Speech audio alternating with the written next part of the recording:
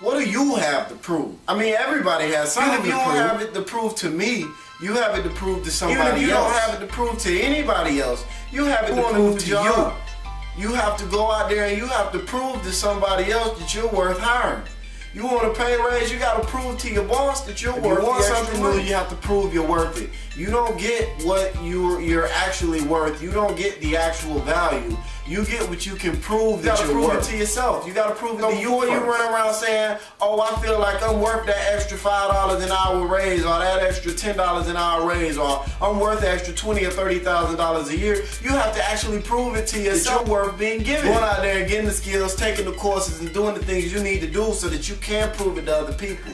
Because before you can prove to other people, you have to prove to yourself. And before you can fully say that I believe in myself, you have to invest in yourself, be it time or money. You have to go out there and you have to prove it to yourself by investing in yourself. And by investing in yourself, you'll actually begin to prove it to other people via increased credentials and skill sets. So what do you really have to prove?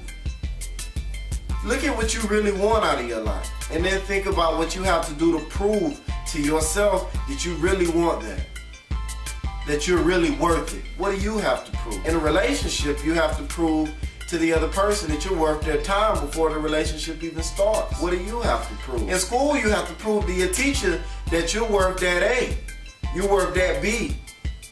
If you don't prove it, you get whatever grades that you get. What do you have to prove? Your job, you have to prove that you're worth the job. If you're not, you don't have it for too much longer. What do you think about what you want out of life? And then think about how you can get it. But in getting it, remember that you have to prove to yourself that you're worth it. And then you have to prove to other people that you're worth them giving it to you. You do have something to prove. So go prove it.